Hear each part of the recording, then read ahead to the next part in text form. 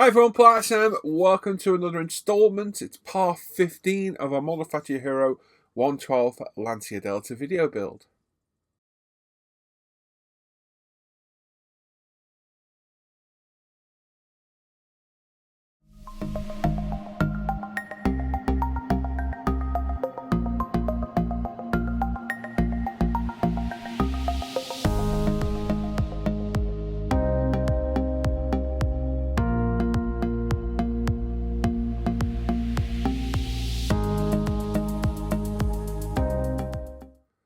So yes, we're on part 15. We're getting there now. There's not many more left.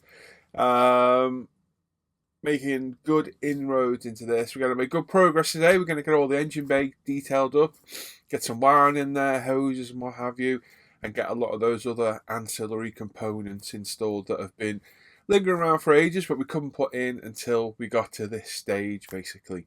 So lots of work to do, lots of fiddly wiring and hosing to do, and yeah, but we are getting there with the build. So let's jump in and let's get started straight away.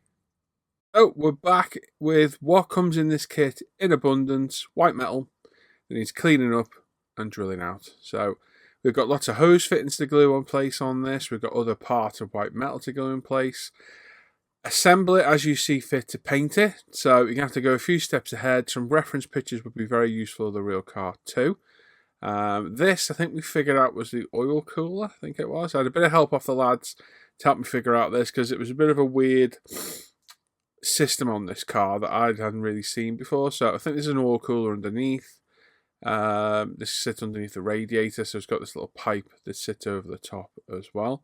So we've screwed, sorry, no we haven't, we've sanded, drilled and glued this in place like so. A few of the parts will get moved around because they're white metal, but we can straighten those out later on when we're all glued in place. Air cleaner box, again, a couple of dabs of CA glue in place.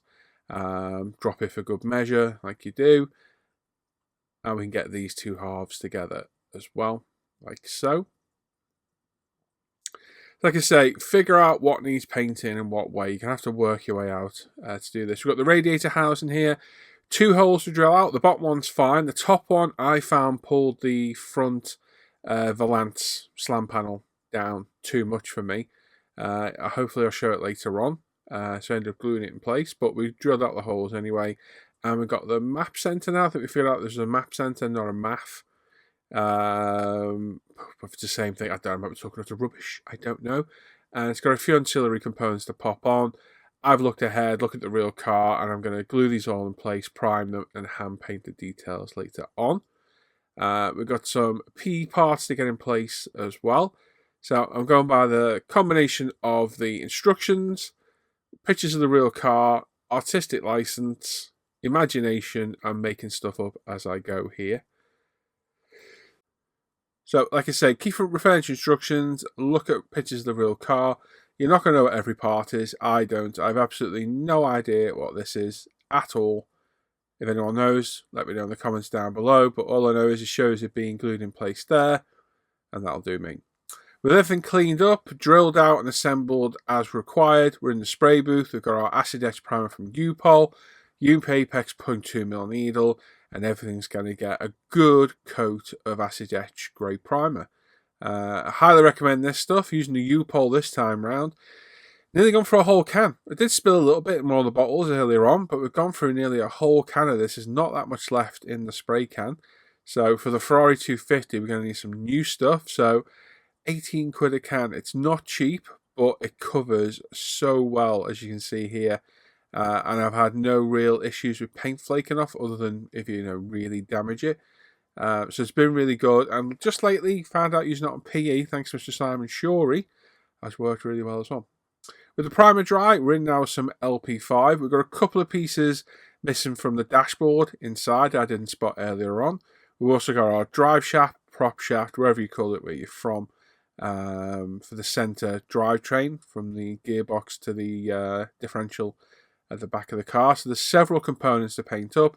We've got our exhaust there as well, all the fan housing, the fan itself, all the components we're going to need today. So it's a whole plethora of bits today. We're getting near the end of the build, so we're starting to get almost a snagging list of little bits and bobs that need doing. So it's making the videos a bit more difficult to plan ahead. So I'm just looking at stages and thinking, yeah, we'll get to there, because we've gone past the stages now of, right, we'll get that boot lid done, we'll get the interior seats done, we'll get the engine done. It's past that point now. These are all the end pieces of the build. So the video is going to be a bit more, not erratic, but not as fluid as they have been. Like I say, everything gets a good coat of LP5, couple of coats of it. On the silverwork, on the radiators, this is superfine silver. Mr. Hobby Super Metallic. This is my old bottle. This must be about 5 years old. And this is the final dregs of the paint used. I've been dying to get rid of it. Just because it's lingering around, and I've got the Super Hobby Metallic 2s to use. It goes down absolutely fantastic through the 0.2mm apex at about 18 psi. It's thinned with the Mr. Hobby Rapid Thinner, about 60%. And it's so finely pigmented. It's just a beautiful, beautiful paint. And you don't need to be too careful about putting it down. You can hose it on. It dries mega fast. It goes down really well. So by the time you've done one bit, you can literally pick it back up and go over it again. So with that done now, we've got some Mr. Hobby Super Metallic Super Iron. And we're going to spray the exhaust parts, turbo inlets and all that malarkey. And I'm going to pretend I know what they are in this. Excuse the sniffles. I am still getting over that cold / COVID, wherever the hell it was I had, so bear with me. Like I say, a couple of coats.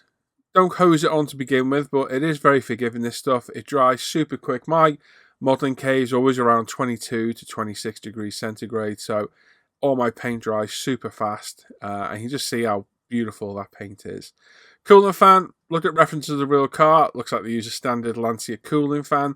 So they tend to be yellow. So we've got some LP8, I think this is. It's just a generic yellow from Tamiya. And a couple of coats of that to build it up. We're all good. And then we're going to use some desert yellow, which is LP55, I believe it is. Same colour we used on the fuel tank, the water tanks at the back. This is getting decaled in a composite carbon glass, whatever it is, film in a bit. So I just thought we'll put this as a base colour, and then we're going to cover it with the decal sheet really easy. Now, like I said, I bought some Tamiya enamels a while back. I've been using them on and off for detail painting. They're proving very, very useful. Now, I did plan to mask off this hose and spray it, but I thought, you know what, I'll mask it off and brush paint it, and it worked just fine. Don't load up the enamels too much on the brush, just enough to get nice fluid coverage. And you know what, it went down fine. There was no bleed through. Nothing, and much quicker and easier than having to mask off this entire part to paint this tiny little piece. You could, of course, prime in black, then mask it off, and then paint the silver, which would be the more logical way of doing it. Logic and me doesn't always go together, so we go the other way, which is this. I also opted to paint the end of the prop shaft, drive shaft, whatever you want to call it, in X18 semi-glossy enamel, just to give it a different tone of colour. So it's still a semi-gloss black, it'll just add a tonal difference to it, makes it less boring. And on the, let me see, yes, on the map sensor, there's a little piece at the back, I think it's a wiring harness to be honest, that we're painting in gunmetal, Tamiya X. Let me just move this 2 seconds. X10. It's the enamel gunmetal. It's annoying how Tamiya uses the same codes for the acrylics and enamels because it doesn't differentiate between them. Same process on this hose here as well. Masked off either side with a Tamiya, I think it's 2mm tape, and then we'll brush paint the black in as we did before. Coverage is great. Don't put it on too heavy, it won't bleed through. And you put the enamel over lacquer anyway, so with some Santa door it will come back off.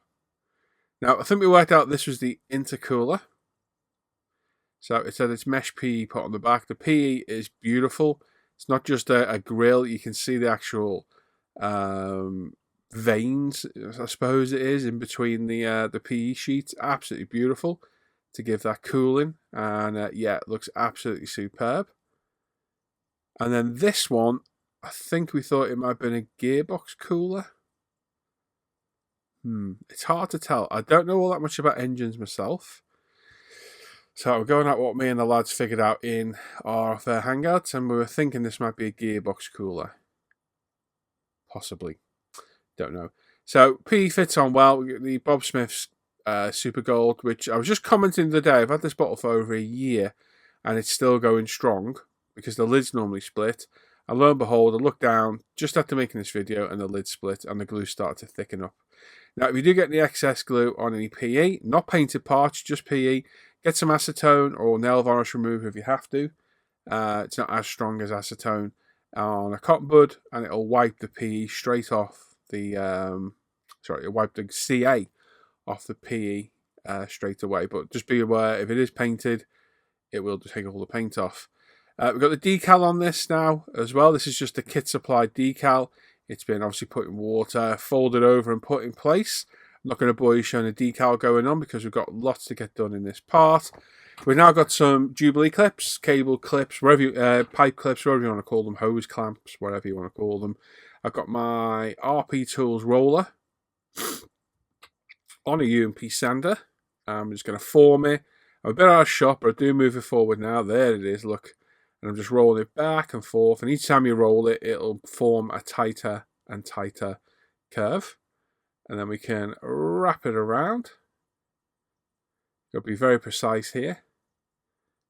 And then feed it with a little gap. Like I say, it's fiddly. You need, good eyes. I've got my optivisor on here. But we want to feed it through, and we grab the tail end. We can bend it over, and Bob's your uncle. Job done. But it is fiddly. It does take a bit of time and hand-eye coordination, which thankfully I do have. Believe it or not, looking at this video. My camera doesn't, because it keeps going out of focus. This camera does not like being zoomed in at all. It's very finicky on what it focuses on. But you can kind of get the gist of what I'm doing. And there we go. We're through. We can pull it through, bend it over, and then grab our bigger tweezers. Fold the edge down. If you squint, it's not as blurry. Trust me. And there we go. That's down in place. Spin it around where we want it. If you think you need to, you can have a little dab of CA glue in there, but I was pretty happy with that. Same on this hose as well. We've already formed this one and pulled it through because it's a much smaller piece of metal. We can pop it over, then twist it round and fold it in place. And then our radiator. Now, like I say, that top hole is a mounting point. I've already test fitted this. It pulls the slam panel, the lance down way too much. So we're going to put both pieces of PE on, not glue the top piece on, not screw the top piece on, and we'll glue it in instead. Same with this gearbox radiator. If anybody knows what this is, this goes on the left-hand side of the engine. Let me know. Again, Bob Smith's, either side. Get the PE in place. Try and be as neat as possible. These precision CA glue tips are very, very useful, to say the least.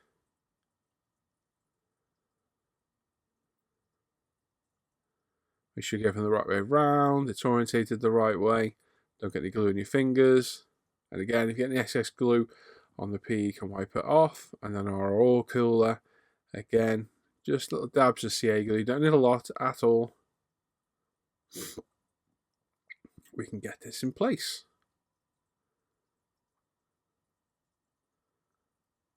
And there we go. As simple and easy as that. Same for the back piece. We'll give all this a wash later on to give it a little bit of depth because it looks a bit monotonal right now. We've got the coolant fan housing and the coolant fan itself. Make sure it's orientated the correct way as per the instructions. I'm just double checking, having a look, dropping it on the bench.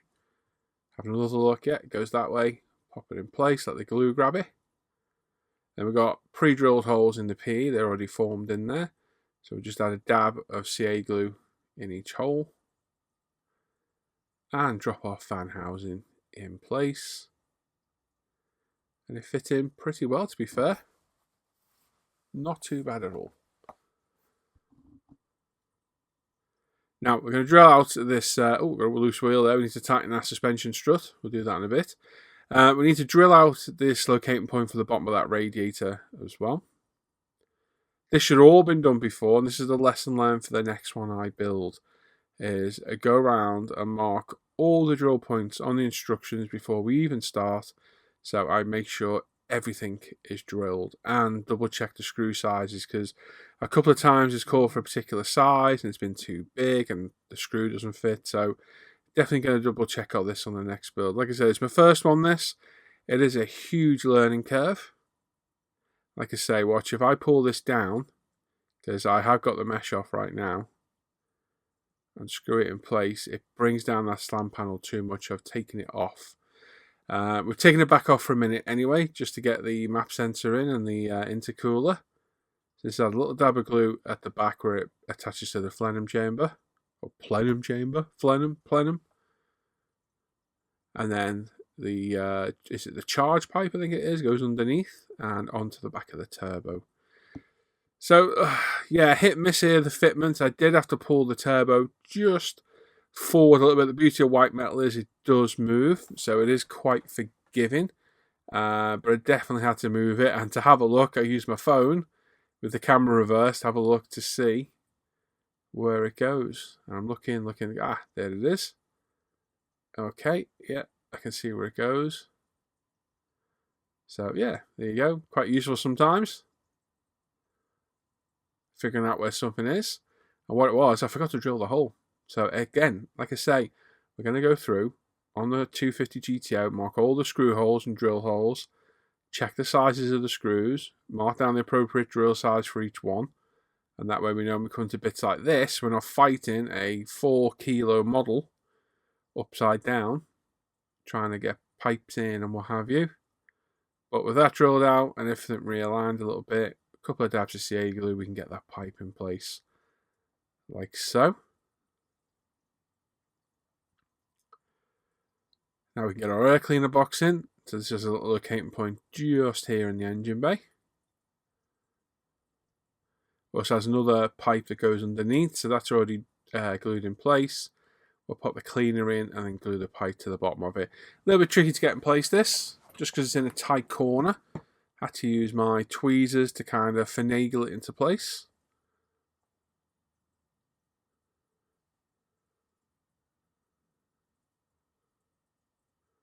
There we go. Once it's in, we get that pipe glued in and just locates underneath.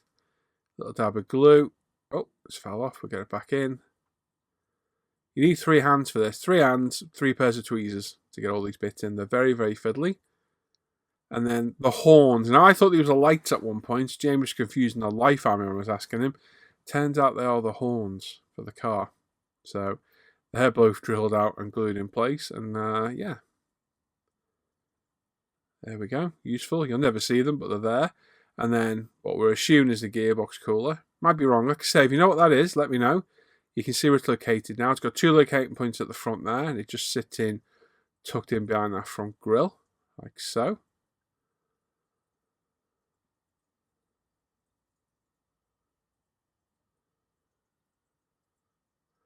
And then we have this box as well. Well, I don't even know what this is at all. I haven't got a clue. I'm a modeler. I like building things. I don't necessarily know how they work. Oh, there's my compressor. Hello, compressor. So we've got the shroud gone in now as well. And again, doesn't quite line up. We need to move her over a little touch to get it as close as possible to that intercooler. But hey, it is a Lancia, so in real life it probably wouldn't fit properly either.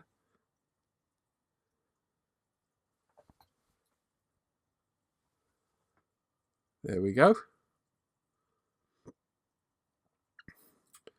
And now some detailing parts. We've got wiring, hosing to do. Now the kit came with a preformed like cord tubing that was supposed to simulate the ducting for the wiring. It was way too thick, and it was creasing as I was trying to turn it. So what I've done is I've taken off the original fitting. I put a little bit of heat shrink over it, a little bit of the cord that I got from Hiro that basically looks like braided line, but it's black and it's made of actual cord. And I'm just popping it in, a little dab of glue in each end, and hit it with the heat gun to shrink it. And yeah, it's got it. and then snip it to length, run it over the top, and then we're going to run it behind those 3 reservoirs there. And it just gives the inclination that it's the wiring harness loom tube, perfect in place. And there's one on the right hand side of that engine, which is much smaller, so exactly the same. A little bit of heat shrink, a little bit of glue, a little bit of the cord. So it's like a glorified shoelace is what it is. Heat it with the heat gun. Get the shrink to shrink. Heat it with the heat gun and get the shrink to shrink.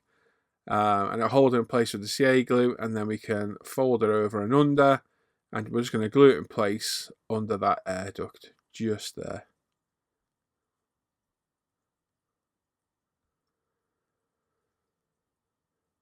There we go, just pop it in there. Like I say, a little dab of glue on the end of it.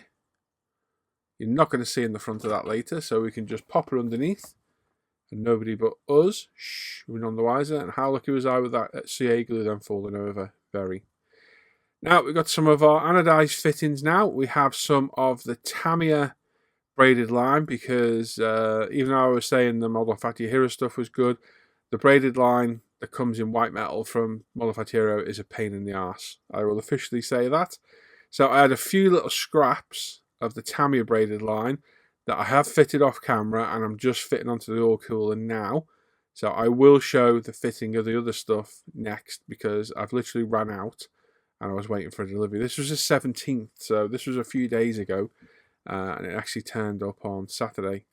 So I'm just gluing these in place. All the fittings have been hand painted with X20 clear blue and red from Tamiya. And then while we're at it, we're going to fight and hold it. I refuse to place this down on its roof. So I will hold it. I've gently got a hold of it each side with my hands, keeping the door shut. The boot lid is taped down. These have all been dry fitted to check that they fit. A couple of dabs of CA glue to locate them in place. Test fit, test fit, test fit is the biggest thing I can say about these kits. The more test fitting you do, the less pain you'll have later on, because you already know things should fit, and if they don't, something's moved or you've done something to it. Simple. The exhaust, now we painted these in super iron, exactly the same way we did the turbo and the other exhaust pieces in I think it was one of the first parts of the build. We're going over it with alkali burnt iron, just to give it that burnt metal effect. Just lightly, not going too mad, just putting a few very light coats over it to darken it a bit and just add a weathered look to it. So these are all the front sections, and we've got the very end tailpipe to go on there as well. There it is. So that's those done, they can all dry. But the only alkali paint I use, and then we've got this protective plate that goes under the differential at the back, which again is evaded painting for some time because I keep forgetting to do it. So it was primed in etch primer and given a couple of coats of, I think I did it in Mr. Service of 1500 black.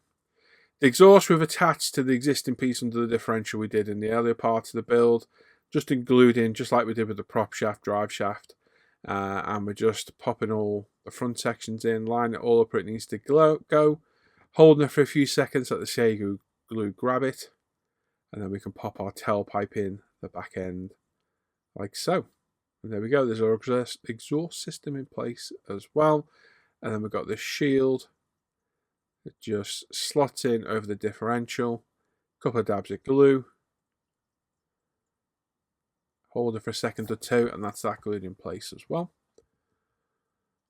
Shouldn't do it, but had to because I need to put it down. My arm was literally falling off.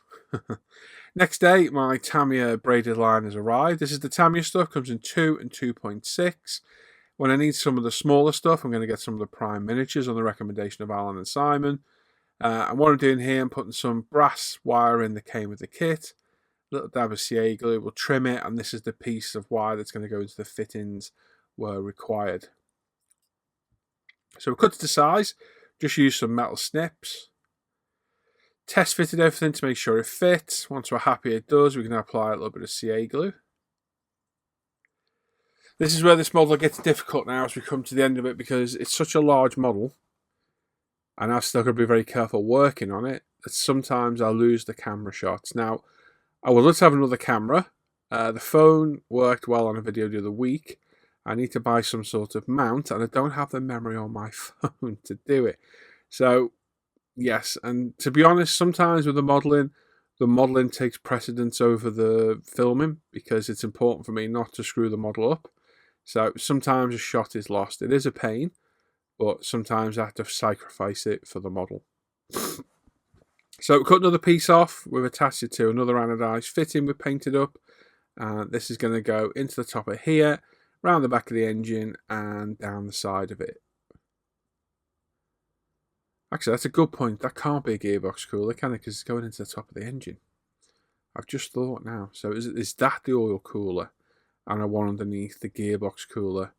Probably, because thinking about it, the one underneath goes to the gearbox. Might make sense, eh?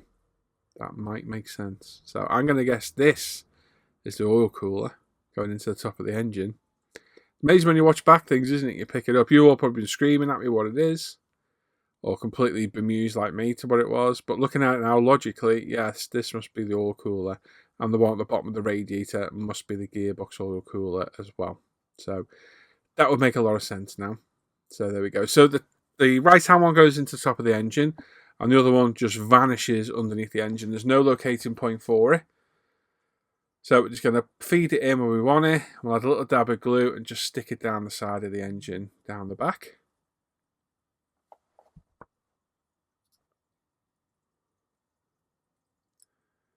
Right, so like I say, we're just going to feed it around the back, like so, where it needs to go. Just put a little bend in it, popping it down there. There we go. Now, admittedly, some of these hoses are a little bit oversized, but it's all I had to work with. I spent my last few modelling budget pennies on this to arrive, and I definitely need some from Prime Miniatures, so we will add a load of this into the stockpile for the Ferrari. On this is what we had to use, and I openly admit it is a little bit oversized in places, but it is what it is. And we're going to do this at the back here as well. I'm guessing, is that the coolant expansion vessel? I'm guessing it is. So it's just two pieces on those.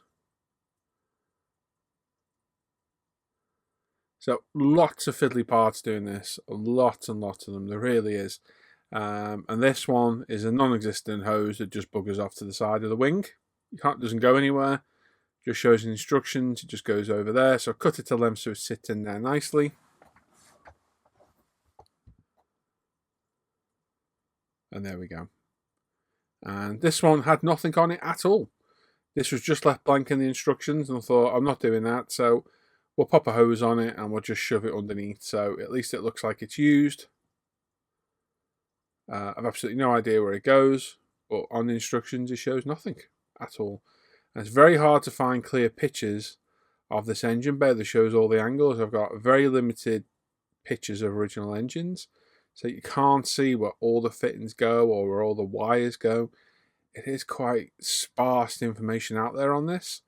So we put a little Seagull on the side of that, put it down the back of the engine, hit it with some kicker, and there we go. All three of them. Looks a lot better having something on it than having nothing with it. Now, the spark plugs were the to the ignition at the back. They had these little rubber bungs, which were not hollow at all. It calls for using thread for the HT leads, the ignition leads. I wasn't doing that, so I've got some nice black cable wire, basically. And I got to make my own HT lead plugs, I suppose they are this end. So cut some very thin heat shrink to length, a little dab of Seaglue each end, pop the wire in, get it where I want it. We're going to heat it up with the heat gun.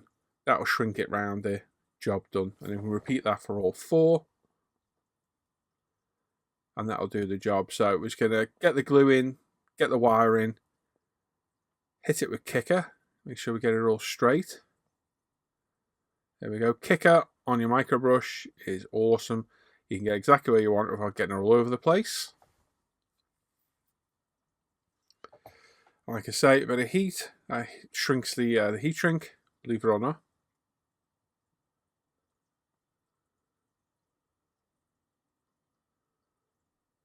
Like so. Here's another one being done. I'll come a little bit closer just so you can look at my head as well. So we've got the heat shrink is glued in place. I'll put my precision nozzle in the heat shrink. We've got our nice black wire. We're going to pop it in the top. Put a little bit more glue on. Didn't quite get enough in there. Don't need to go mad with the glue. Now, my Bob Smith's is near enough unusable now. I would rather use that. It's a much thinner glue. There we go. Now, you'll notice the strut brace has come off. This actually snapped in one of the earlier parts, and I'm kind of glad it did, because to do this on the car would have been a nightmare. To get this off and be able to do this now is much easier for me. And again, heater with the heat shrink. You may get a little bit of glue come out because I didn't hit this one with kicker. You just like to bend a little bit. And there we go. There's 4 of them done. I'm just going to bend them over 90 degrees and gently kind of put them where I need them. So use the decal tweezers, which are very handy for bending things like this. Got a nice straight edge for bending it. And we're going to hint at the direction we need these to go. And then try and get them in order. We've got our HT clips in place as well. So there we go. Let's get these lined up. Much easier than the way they came with the kit. I had thread, I don't even know where it went. So using the wire is much better for me. And then we've got these clips that are for holding HT leads. They're pre-drilled, they're white metal. I opted to leave them white metal bare. I was going to leave them like that, but it was too much of a contrast to an HT leads. So we'll brush paint them black later on. If I had decided to paint them, I would have primed them in Mr. Hobby leveling thinner. Mr. Surfacer, sorry. 1500, but it was like already in place, already glued in. And yeah, like I said, it was just taking your eye to it too much, so I opted to brush paint them later on. But we're going to get all these wires in here, get some organisation.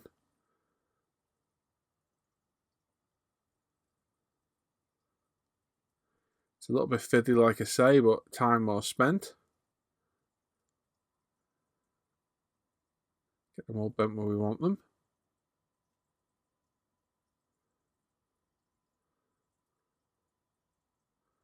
And we can pull it down. These will move around freely in a bit anyway. We've added another one or another 2 in there. So we're going to pop our strut brace in roughly where it needs to go. We'll give that a dab of glue later on. But for now, it's going to get it all rough in place. It's a very, very tight fit. Very, very tight fit.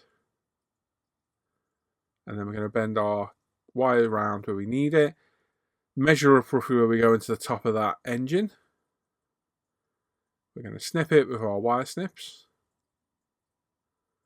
And then bend it with our tweezers. And then with a little dab of glue, it's going to test fit it. It looks about right to me. Again, apologies for being out of focus.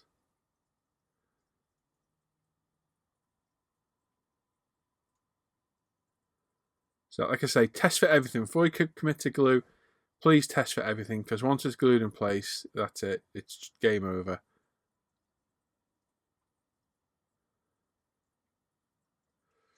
Little dab of glue on the end of the wire, we can pop it into the hole.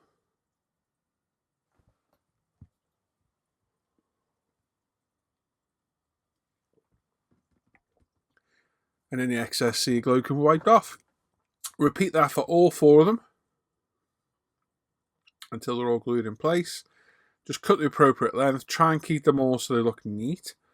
So you can see the way that they curve around. If you cut them to the appropriate length, they'll look nice and neat and not too out of place.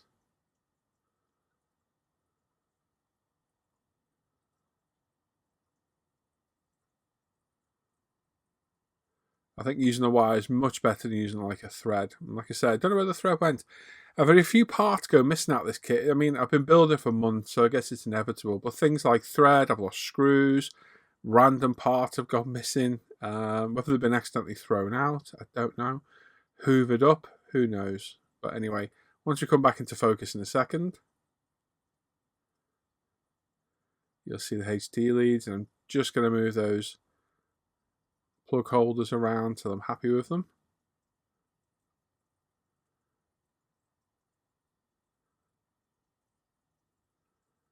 And there we go, all wired up, looking good. Just going to pull this one out a little bit more. There we are, and there's our engine bay wired up and hosed up. Got a couple of rivets to put in that air channel that's got the composite carbon on it. It needs a bit of a clean up, a few touch up points where we lost a little bit of paint here and there, and it needs a wash as well, which we will do in a minute. But that's it, that's the engine bay basically done. Like I said, we've got some Tamiya panel liner now, and we're going to put it over anything and everything that will hold a wash. You know the protocol with me. You know how it goes. It'll just take the shine off everything. It'll just draw your eye away from it. You know, you don't get drawn to the really shiny bits. Nothing in this should grab your eye instantly. It should all be a thing of, wow, look at that, rather than, oh, look, that bit's a bit shiny. So everything should look the same. So adding a wash tones down all those shiny metallics. Fun fact, I dropped a bit of sea glue on the top of this and it just completely destroyed the decal. Luckily, I had a very small spare piece of excess Scale Motorsport decal, so I just cut it to shape and popped it on top, thankfully. And like I say, if it'll hold a wash, it gets a wash. We let that dry for 40 minutes, and we get a nice clean cotton bud, and we'll wipe off all the excess where required.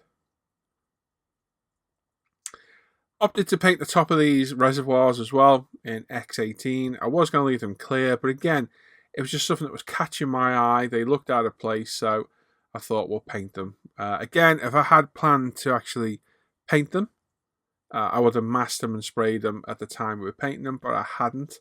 So next best is brush painting them, and the Tamiya enamel paints are working great as well. So just a couple of coats, nice and easy. Nice careful painting with these nice Winsor Newton Series 7 brushes. And there we go. The enamels do take a little bit longer to dry, so bear that in mind, especially if you're handling them. They need a good 24 hours to dry at least, and they won't take over handling. So definitely more of a detail part paint. And there we go, we're going to end this one here. I already have another video on the pipeline where we're going to make massive progress on this. But that's our engine bay, for the most part, complete. Like I said, we've got some touch-ups to do, we've got some rivets to add. But the next step is going to really start to bring this together. But I think it looks all right. I've learnt lessons on this. I've learned things I've done wrong. We definitely need some smaller diameter hose. And we definitely need to pre-plan all the hole drilling to make life easier in future. There we go. So it doesn't look too bad. It could be better. This is my first Model Factory Hiro kit. It's a learning curve. And as I said through the build, I think smaller diameter hose would definitely be helpful here. But I haven't got it. It's as simple as that. So there's not much I can do. You've got to work with what you've got sometimes. But I will definitely be stocking up on the prime miniatures when funds allow. Make sure we've got those in the stash for the GTO build after Christmas. So yes, but overall I think it looks all right. I'm quite happy with that. It's not bad at all. A few mistakes here and there, but hey, we're only human. It's a model. It's gonna have them. So that leads us on to the next part where we're going to make huge progress. And I already know this because the eagle-eyed of you will see it over there. Look, ooh. So in the next one, we're going to get the front and rear bumpers done. We're going to get the bonnet installed, the wings installed. Lots done. Lots of work in the next one. It's already filmed. It just needs voiceovering, and that'll be up as well. That's part 16. Then we've got all the snagging parts to do. There's loads of little bits at the end. So I think we're going to be done in 18 parts on this, which is roughly around what I said. I think I said around 20. But we're getting there. So we're going to be well and truly done in a couple of videos, a week or so. And then we're going to have a break from Model Factory Hiro until the new year. And we're going to crack on with that 250 GTO. But there we go. That's where we're at today. As always, please leave a comment down below. Love reading all your comments and your feedback. Make sure to subscribe to the channel, give the video a thumbs up, and click that bell notification to get notified of all the latest videos. And the usual spiel everyone hates to hear, probably. If you'd like to support the channel, keep these videos going. You can become a patron down below in the description. If you look at the tiers, there's all different levels. You can get 2-week early access, exclusive video build. There's an alpha model exclusive Patreon video build that coming very, very soon. Get exclusive how-to videos. You can get added to an exclusive Facebook supporter group page, a Facebook supporter group messenger chat where there's like 40 of us in there chatting away through the day. And there's other perks as well. Monthly live stream, giveaways as and when I can. And just the knowledge and knowing you keep these videos going. This is my full-time job. This is what keeps me going. It's your help and support that allows me to do this. So if you'd like to help the videos keep going, please consider becoming a patron. It is down below. There's links to buy me coffee and PayPal if you want to make one-off donations as well. And there's links down there to everything else, ISM related, UMP related, the whole lot is down there. So have a look in the description. There's all sorts down there. Links to the products I use, my scale mates, my personal modeling page, all sorts. And there we are. So that's part 15. Be back very, very soon for part 16, especially if you're a patron. It'll be up probably tomorrow. If you're a non-patron on ISM, you'll see it in 2 weeks, probably plus a couple of days, because I always leave a bit of a gap in those builds. But yeah, there we are. Thanks for watching today. I will see you all in the next part. Enjoy the rest of your day. Take care. Bye-bye.